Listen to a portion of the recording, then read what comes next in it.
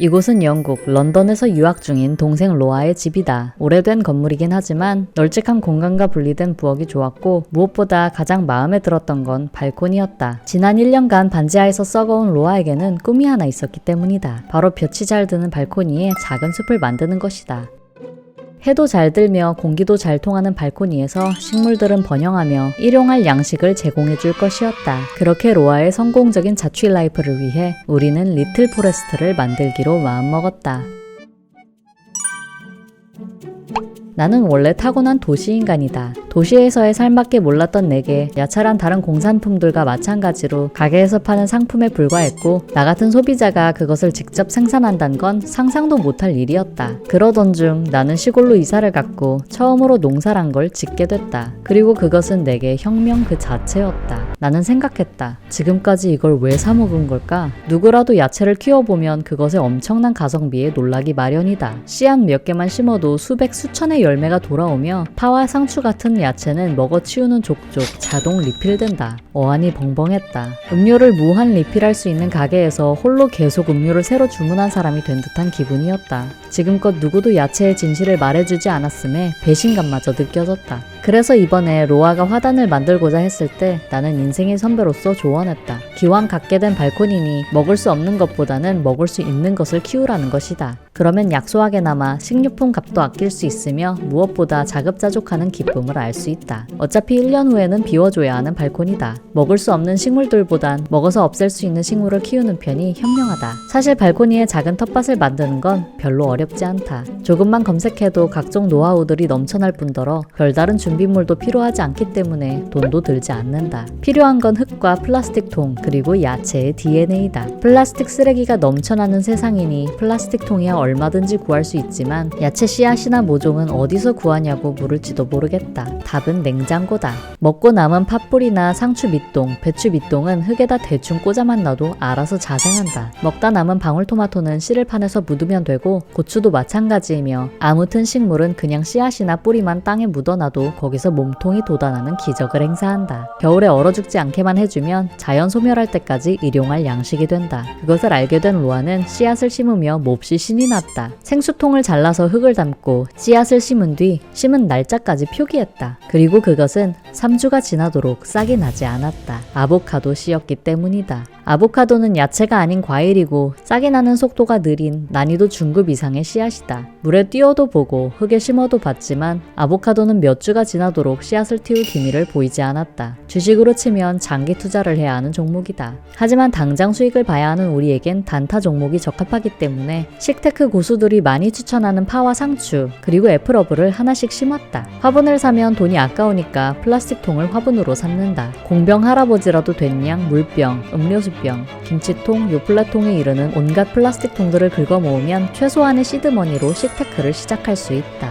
야채들은 먹고 남은 것을 심으면 된다. 상태가 좋지 않아 보여도 조금이라도 푸른 빛을 띠고 있으면 그냥 심어보는 편이 낫다. 빠르면 바로 다음 날부터 새로운 잎이 자라나는 걸 목격할 수 있다. 이대로 자라만 준다면 계속 돌려먹을 수 있을 거라 생각했고 우리는 더 많은 주식을 심는데 급급했다. 쪼렙 투자자인 우리는 잊고 있었던 것이다. 수익을 거두기 위해선 시장 환경을 고려해야 한다는 걸. 화분에 인큐베이팅 되는 식물들은 광활한 자연에서 자라는 것들에 비해 대체로 부실했으며 성장이 더뎠다. 올드보이라도 된 기분이었는지 그들의 안색은 영 좋아질 기미를 보이지 않았다. 일단 화분에 심긴 파는 멸치가 됐다. 처음에 마트에서 구매했을 때에 비해 굵기가 절반으로 줄었음을 한눈에 알 수 있었다. 이러면 데코용으로밖엔 쓰지 못한다. 상추 역시 처음 구매했을 때에 비해 크기가 작아졌으며 윤기도 없었고 쯤마저 볼품없었다. 쌈을 싸먹기보다는 새싹 샐러드를 만드는데 적합한 양과 크기다. 그럼에도 불구하고 자급자족의 기쁨을 누리고자 잎 몇 개를 뜯어서 먹어보았는데 쓰다. 화분 속의 삶이 녹록지 못한 모양이었다. 이건 역시 데코용으로밖에는 쓰지 못할 것 같다.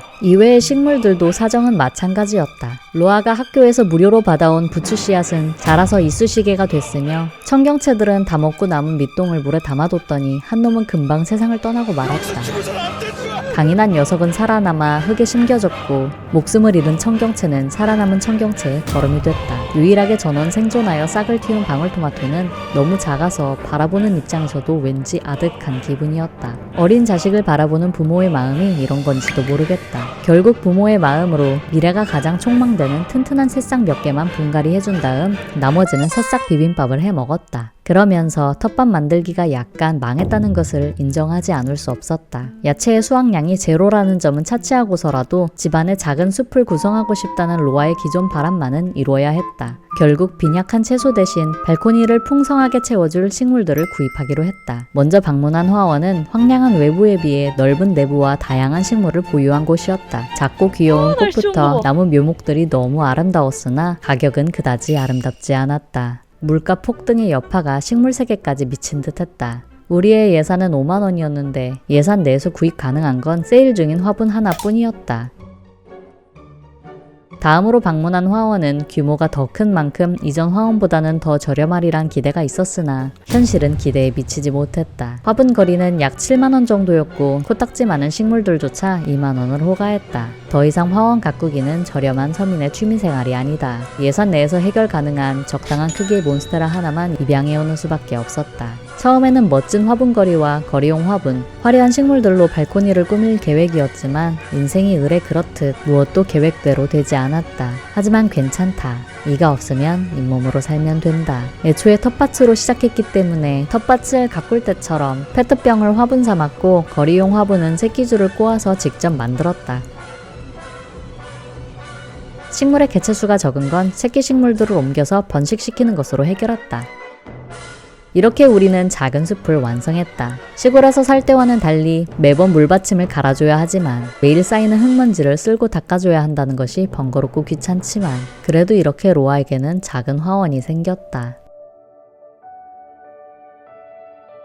현재 로아는 학교에서 이상기후와 관련된 프로젝트를 진행하면서 환경 보존의 필요성을 절감하고 있다. 뉴스만 봐도 그렇고 요즘엔 다가올 미래 환경에 대해 염려하지 않을래야 않을 수 없다. 그래서 이번 화단을 만들 때 우리의 목표는 최대한 쓰레기가 나오지 않도록 하는 것이었다. 제로 웨이스트를 목표로 업사이클링을 하고 재활용이 불가능한 물건의 구매는 자제했다. 매일 생활 속에서 실천할 수 있는 방법을 찾고자 했다. 식물을 키워보면 그들의 경이로운 생명에 놀라지 않을 수 없다. 적은 양의 빛과 흙과 물만으로도 작은 씨앗들은 어김없이 뿌리를 내린다. 매 순간 고요하게 그러나 놀라우리만치 빠른 속도로 성장한다. 식물들을 지켜보고 있으면 왜 지구가 아름다운 행성일 수밖에 없는지 알게 된다.